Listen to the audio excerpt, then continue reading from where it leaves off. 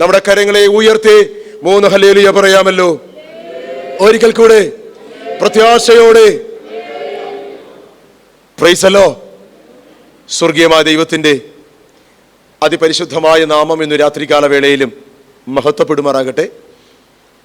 2019 രണ്ടാം മാസമായ ഈ ഫെബ്രുവരി മാസം ദൈവസഭയായി 3 ദിവസക്കാലം ഉപവാസത്തോടും പ്രാർത്ഥനയോടും ഇന്ന് വൈകുന്നേരം മുതൽ ആയിരിക്കുവാൻ കർത്താവ് സഹായിച്ചതോർത്ത് ഞാൻ ദൈവത്തെ സ്തുതിക്കുന്നു, സ്തോത്രം ചെയ്യുന്നു. ഉപവാസവും പ്രാർത്ഥനയുമാണ് എല്ലാ കാലത്തും ദൈവജനത്തിൻ്റെ വിടുതലും അനുഗ്രഹവും. ഇന്ന് എന്നല്ല, വിശുദ്ധ വേദപുസ്തകത്തിൻ്റെ പ്രാരംഭം മുതൽ പഠിച്ചാൽ ഉപവാസത്തിലൂടെയും പ്രാർത്ഥനയിലൂടെയുമാണ് ദൈവജനം വിടുതൽ പ്രാപിച്ചിട്ടുള്ളത്. Price the Lord. ആകയാൽ ദൈവസഭയായ ഈ ദിനങ്ങളിൽ നമുക്ക് കർത്താവിനോട് ചേർന്നിരിക്കാം. വചനം വിളിച്ചു പറയുന്ന പോലെ, അവൻ എന്നോട് പറ്റിയിരിക്കിയാൽ ഞാൻ അവനെ വിടുവിക്കും. ആ ദൈവിക വാഗ്ദത്തം ഓർത്തുകൊണ്ട് കർത്താവിൻ്റെ സാന്നിധ്യത്തോട് ചേർന്നിരുന്ന് വിടുതൽ പ്രാപിക്കുവാൻ ഒരുക്കത്തോടും സമർപ്പണത്തോടും പ്രാർത്ഥനയോടും നമുക്ക് ഇന്ന് രാത്രിയുമായിരിക്കാം. അടുത്ത ദിവസങ്ങൾ മുതൽ അനുഗ്രഹീതരായ കർത്താവിനെ വിലപ്പെട്ട അഭിഷിക്തന്മാർ നമ്മുടെ മധ്യേ ഉണ്ട്, ശുശ്രൂഷയ്ക്കായി കടന്നു വരും. അവരിൽ നിന്ന് അനേകം ദൈവിക ആലോചനകൾ നമുക്ക് പ്രാപിക്കുവാനായിട്ടുണ്ട്. വളരെ പ്രാർത്ഥനയോടെ ഈ ദിനരാത്രങ്ങളിൽ നമുക്കായിരിക്കാം. ഇന്ന് രാത്രിയും ഒരു ചെറിയ ദൂത് നിങ്ങളുടെ മുമ്പിൽ വെച്ചിട്ട് പ്രാർത്ഥിച്ച് ആശീർവാദം പറയുവാൻ കർത്താവിൽ ഞാൻ ശരണപ്പെടുകയാണ്. വളരെ പരിചയമുള്ള ഒരു വേദഭാഗം എടുക്കുവാൻ കർത്താവിൽ ഞാൻ ശരണപ്പെടുന്നു.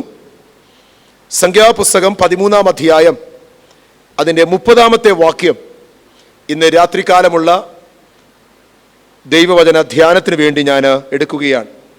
സംഖ്യാപുസ്തകം 13-ാം അധ്യായം അതിൻ്റെ 30-ാമത്തെ വാക്യം.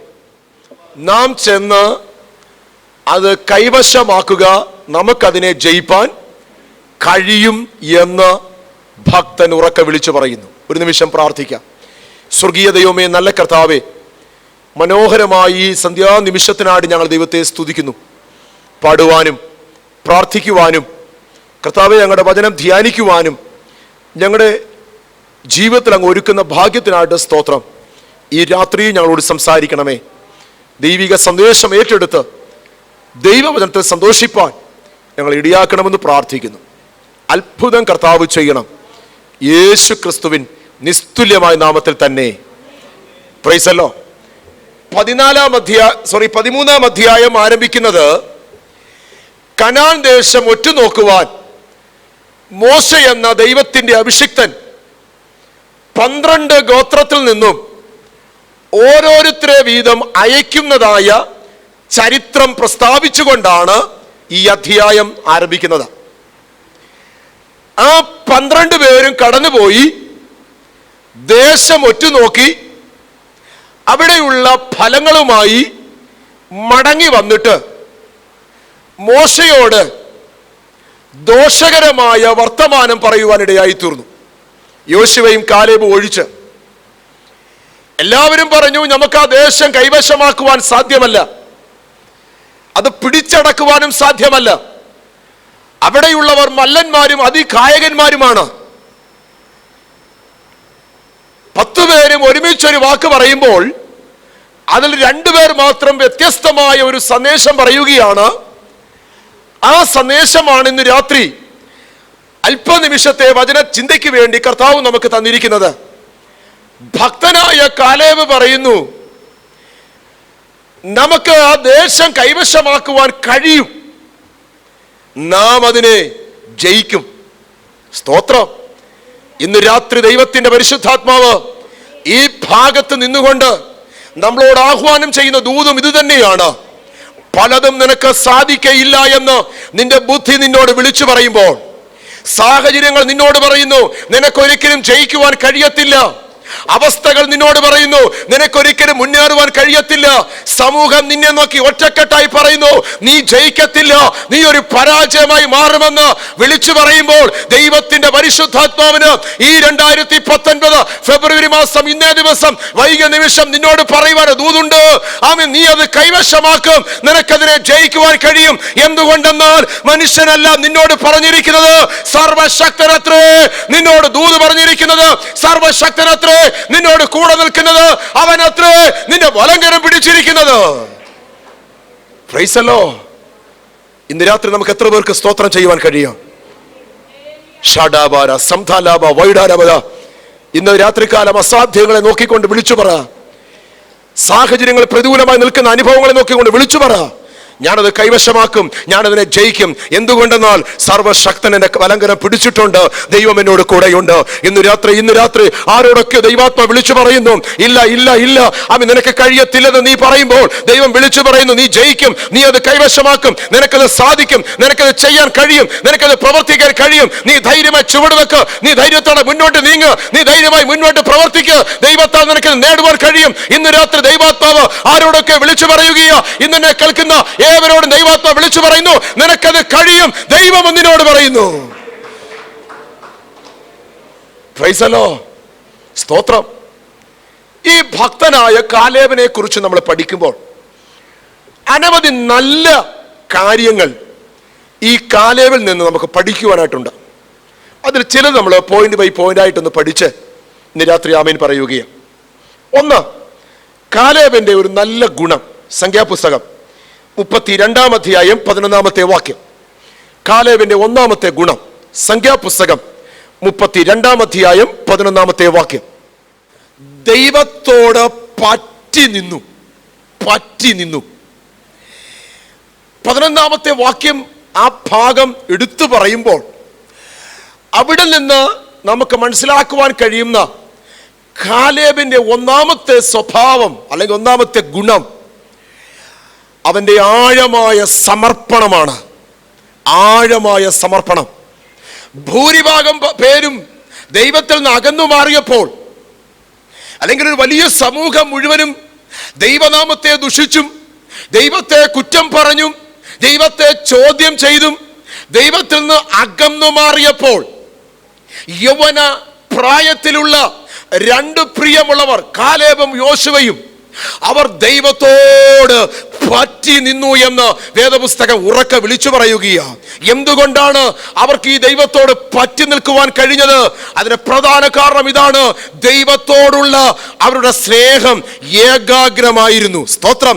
പലതിലേക്ക് അവരുടെ സ്നേഹം പോയില്ല, ലോകത്തിലേക്ക് അവരുടെ സ്നേഹം പോയില്ല, മനുഷ്യരിലേക്ക് അവരുടെ സ്നേഹം പോയില്ല. ദൈവത്തിലുള്ള അവരുടെ സ്നേഹം ഏകാഗ്രമായ സ്നേഹമായിരുന്നു. ദൈവത്തിലുള്ള അവരുടെ സ്നേഹം ആഴമായിരുന്നു, അത് ഉറച്ചതായിരുന്നു, അത് വ്യതിചലിക്കാത്ത സ്നേഹമായിരുന്നു. ആഴമായ സ്നേഹമുള്ളവൻ, ദൈവത്തെ ആഴമായി സ്നേഹിച്ചവൻ, അവൻ ചെയ്ത പ്രവൃത്തിയാണ് അവൻ ദൈവത്തോട് പറ്റി നിൽക്കുവാൻ തക്കവണ്ണം ഇടയായി തീർന്നു.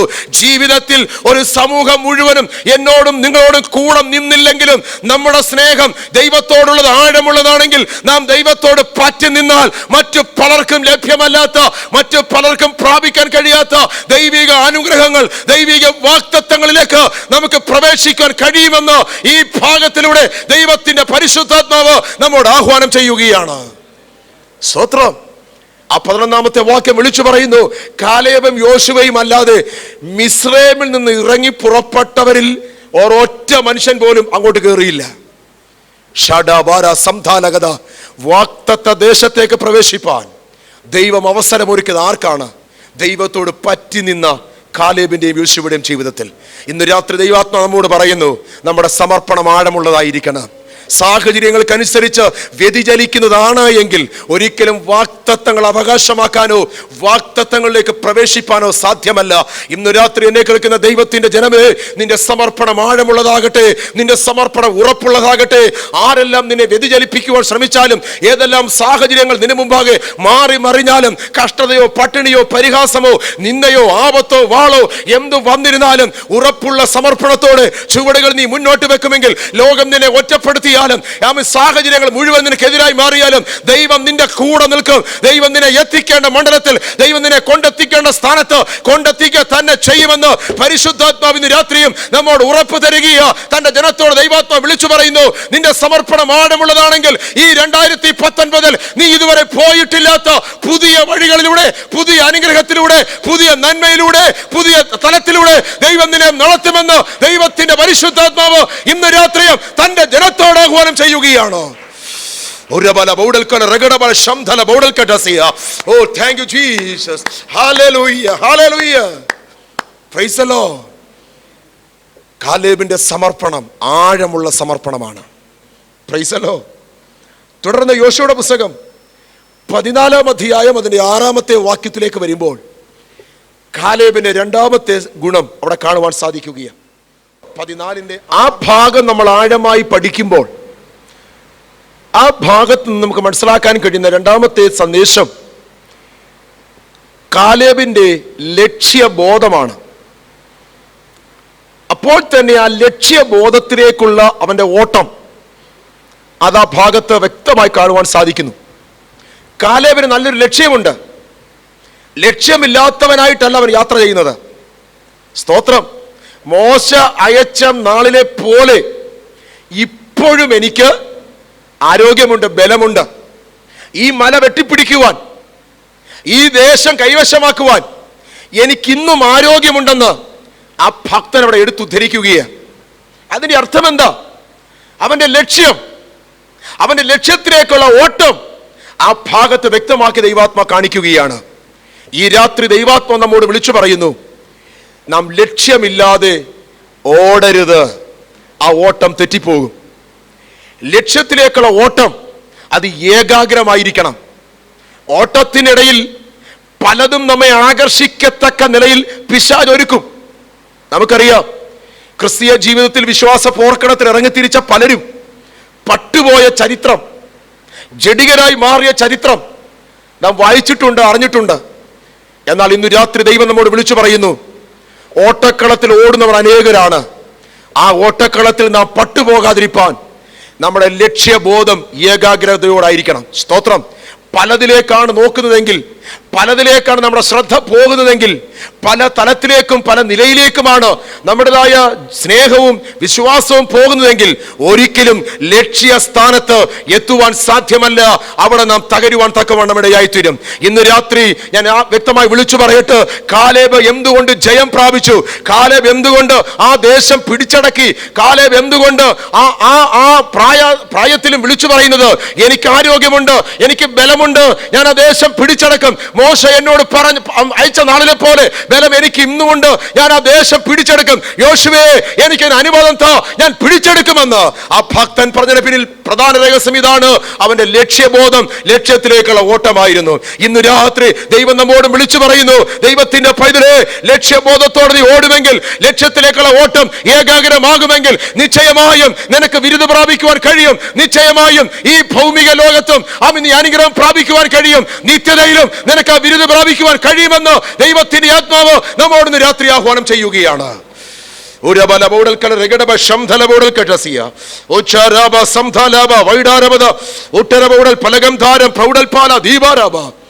ഈ ഭാഗത്തിൽ ഉള്ള ദൈവിക സന്ദേശം ഉൾക്കൊള്ളിച്ചുകൊണ്ട് പൗലോസ് പറയുന്ന ഒരു ആത്മീക ദൂതുണ്ട്. ഫിലിപ്പിയ ലേഖനം 3-ാം അധ്യായം 14-ാമത്തെ വാക്യം, ഒന്ന് ഞാൻ ചെയ്യുന്നു, പിൻപിലുള്ളത് മറന്നും കൊണ്ട് മുൻപിലുള്ളത് ആഞ്ഞും കൊണ്ട് ക്രിസ്തുയേശുവിൽ ദൈവത്തിന്റെ പരമവിളിയുടെ വിരുദിനായി ഞാൻ ലാക്കിലേക്ക് ഓടുകയാണ്. ആ ഭക്തന് ലക്ഷ്യമുണ്ട്. ആ ലക്ഷ്യത്തിലേക്കുള്ള ഓട്ടം ഏകാഗ്രമാണ്. അവൻ ഒന്നേ ഉള്ളൂ, എൻ്റെ മുൻപിൽ വെച്ചിരിക്കുന്നത് എനിക്ക് പ്രാപിക്കണം. എൻ്റെ പിൻപിൽ നഷ്ടപ്പെട്ടതോർത്ത് എനിക്ക് ഭാരപ്പെടുവാൻ സമയമില്ല. ഞാൻ നഷ്ടപ്പെടുത്തിയതോർത്തും എനിക്ക് ഭാരപ്പെടുവാൻ സമയമില്ല. എൻ്റെ മുൻപിൽ വെച്ചിരിക്കുന്ന ആ അനുഗ്രഹം, ആ നിത്യത എനിക്ക് ഓടി പ്രാപിക്കണം. ഇന്ന് രാത്രി നമ്മൾ എത്ര പേർക്ക് താല്പര്യമുണ്ട്? ഈ ലോകത്ത് എന്തെല്ലാം നഷ്ടപ്പെട്ടു പോയാലും, എന്തെല്ലാം തകർന്നു പോയാലും, ഒന്ന് നാം ഓർക്കണം, നമ്മുടെ നിത്യത നഷ്ടപ്പെട്ടു പോകരുത്. നമ്മുടെ നിത്യത നഷ്ടപ്പെടുന്ന ഒരു വിഷയത്തിലും നാം കരം കൊടുക്കരുത്, നാം ഇറങ്ങി പുറപ്പെടരുത്. എന്തുകൊണ്ടെന്നാൽ നാം പ്രാപിച്ചത് ഒറ്റ നിമിഷം കൊണ്ട് പിശാച് തകർത്ത് കളയും. നാം ദിവസങ്ങളിൽ നിന്ന് പ്രാപിച്ചത് ഒരു സെക്കൻഡ് കൊണ്ട് പിശാച് തകർക്കാൻ പദ്ധതിയിടുമ്പോൾ ഇന്ന് രാത്രി ദൈവാത്മാ പറയുന്നു, പിശാചിന്റെ തന്ത്രങ്ങളെ മനസ്സിലാക്കിക്കൊണ്ട് ചുവടുകൾ മുന്നോട്ട് വെക്ക്, ലക്ഷ്യബോധത്തോടെ ഓട്, നീ ആ നിത്യ തുറമുഖത്തെത്തുമെന്ന് ദൈവാത്മാ നമ്മോട് ഇന്ന് രാത്രി ദൂത് പറയുകയാണ്. സ്തോത്രം. സഭാപ്രസംഗി 3-ാം അധ്യായം അതിന്റെ 11-ാമത്തെ വാക്യത്തിലേക്ക് നാം വരുമ്പോൾ അവിടെ സഭാപ്രസംഗിയിലൂടെ പറയുന്ന ഒരു ദൈവിക സന്ദേശമുണ്ട്. ഞാൻ ഇന്ന് പ്രഭാത സമയത്ത് ആ ഒരു ഭാഗം എടുത്തായിരുന്നു. ഒരിക്കൽ കൂടി ആ ഭാഗം ഒന്ന് വായിച്ചാട്ടെ. 3:11. സ്വർഗീയമായ ദൈവം സകലവും അതതിൻ്റെ സമയത്ത് ഭംഗിയായി ചെയ്ത് നിത്യതയും മനുഷ്യരുടെ ഹൃദയത്തിൽ വെച്ചിരിക്കുന്നു. അവിടെ രണ്ട് ആശയമാണ് സഭാപ്രസംഗിയിലൂടെ ദൈവാത്മ പറയുന്നത്. ഒന്ന്, നമ്മുടെ ദൈവം എല്ലാ കാര്യങ്ങളും അതതിൻ്റെ സമയത്ത് നന്നായി ഭംഗിയായി ചെയ്യുന്നവനാണ്. എന്നിട്ട് അടുത്തൊരു ഭാഗം കൂടെ രേഖപ്പെടുത്തി നോക്കിയേ, ദൈവം ഏതൊരു പ്രവൃത്തി ചെയ്താലും നമ്മുടെ നിത്യത നഷ്ടപ്പെടാതെ ആയിരിക്കും അത് ചെയ്യുന്നത്.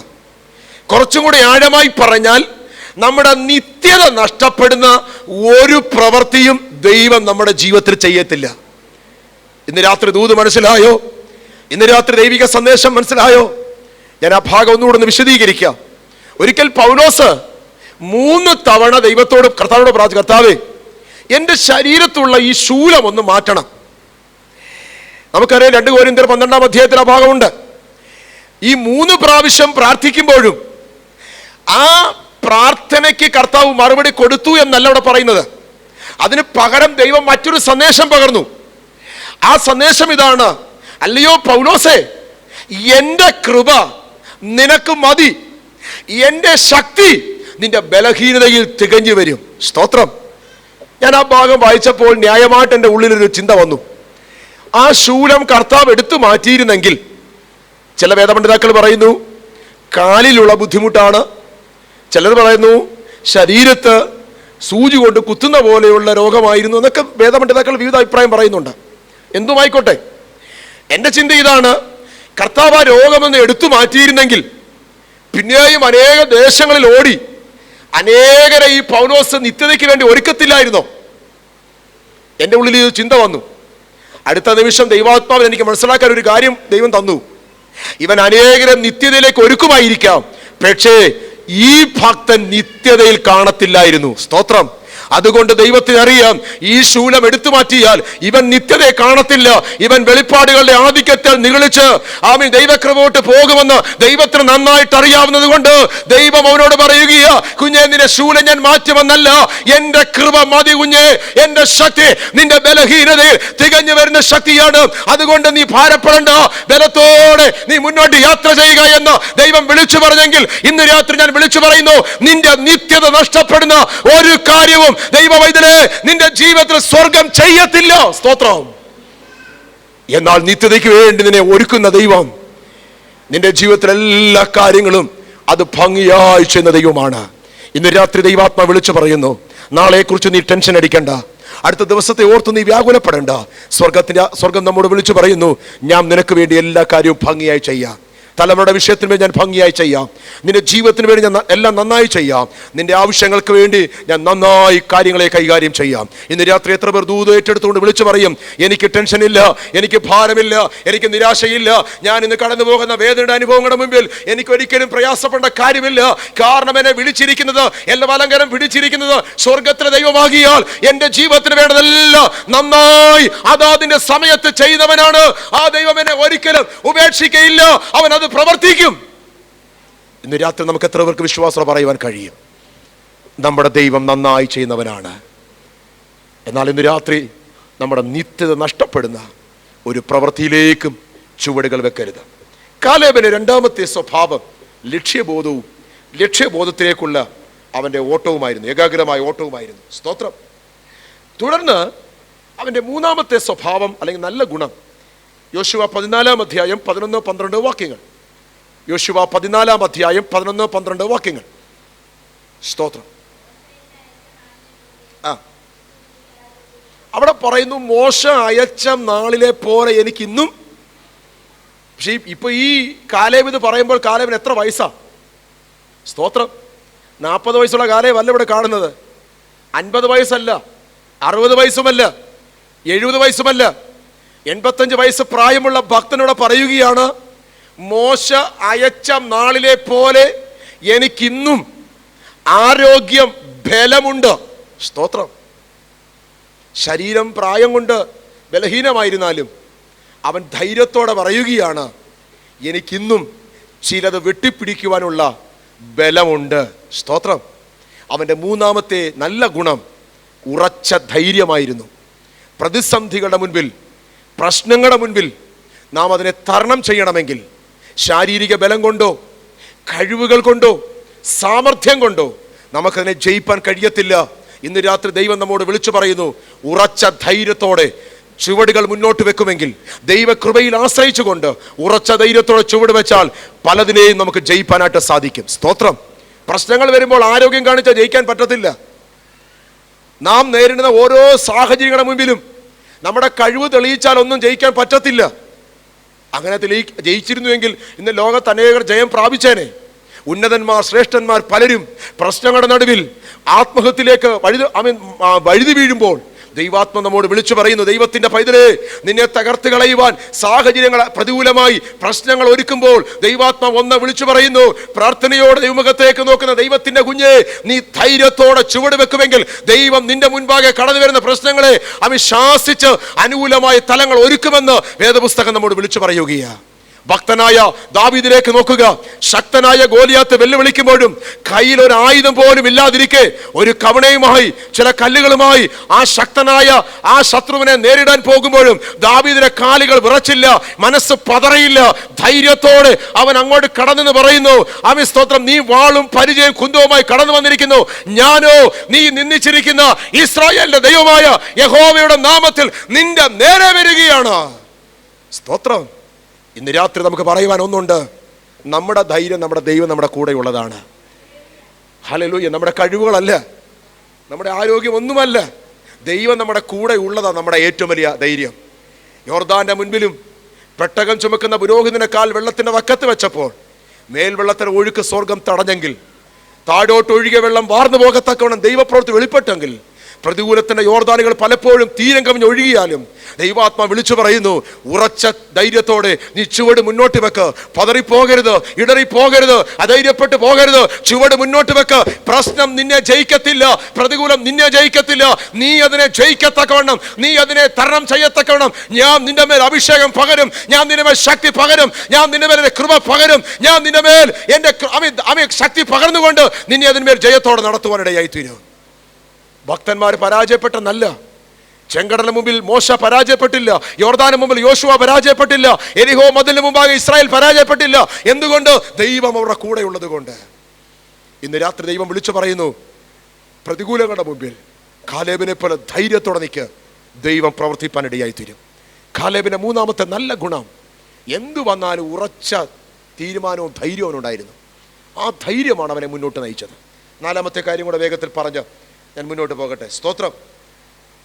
ഈ യോശുവയുടെ പുസ്തകത്തിന്റെ 14-ാം അധ്യായം അതിന്റെ 13-ാമത്തെ വാക്യം, 14-ാം അധ്യായം 13-ാമത്തെ വാക്യം.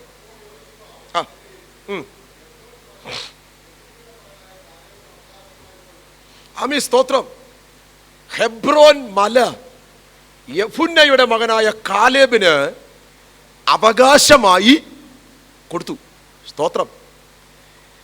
ഇവിടെ അവകാശമായി കൊടുത്തു എന്ന് പറയുമ്പോൾ തന്നെ കുറച്ചും കൂടെ വ്യാഖ്യാനിക്കാമെങ്കിൽ വേദപണ്ഡിതാക്കൾ പറയുന്നത് പോലെ കാലേബ് അവകാശമാക്കി എന്നാണ് പറയുന്നത്.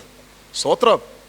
ധൈര്യമുള്ള, തീരുമാനമുള്ള, ലക്ഷ്യബോധത്തിലേക്ക് ഓടുന്ന ആ ഭക്തനെ സംബന്ധിച്ചിടത്തോളം മറ്റൊരു വ്യക്തി കൊടുത്തു എന്ന് പറയുന്നതിനേക്കാൾ, സ്തോത്രം, അവനത് അവകാശമാക്കി. സ്തോത്രം.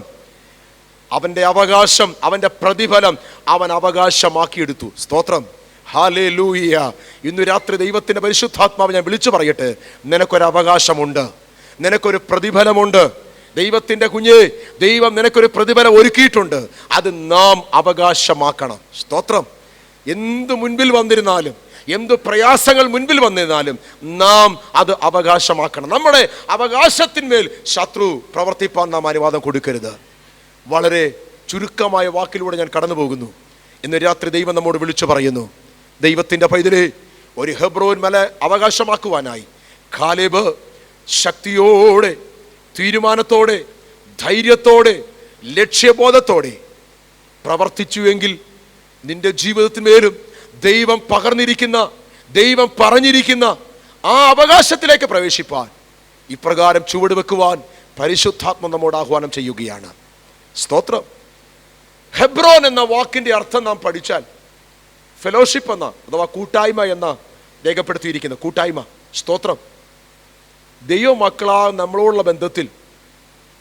നമ്മുടെ കൂട്ടായ്മ ബന്ധം ഒരിക്കലും ശത്രു തകർക്കരുത്. എല്ലാ കാലത്തും പിശാച് പ്രവർത്തിക്കുന്ന ഒരു മണ്ഡലമാണ് ദൈവവും മനുഷ്യനുമായുള്ള ഫെലോഷിപ്പ് തകർക്കുക.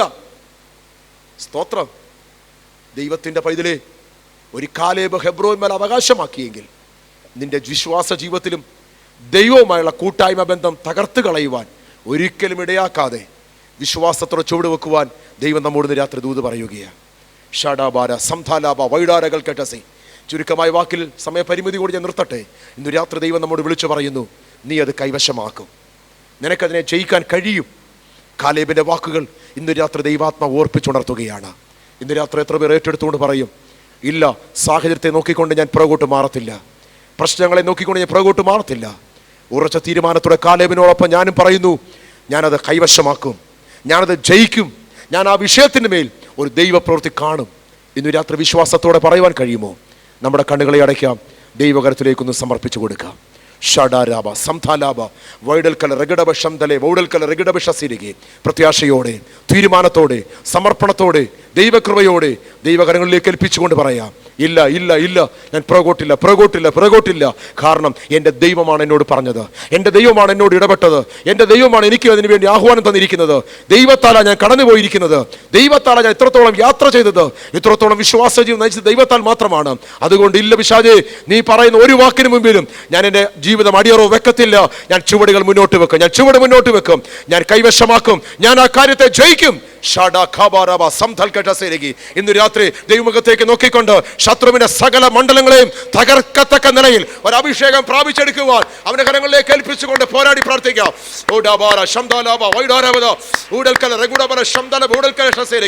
ആഴമായ സമർപ്പണത്തോടെ, ആഴമായ തീരുമാനത്തോടെ, ആഴമായ ലക്ഷ്യബോധത്തോടെ, ആഴമായ ധൈര്യത്തോടെ അവകാശങ്ങൾ അവകാശമാക്കുവാൻ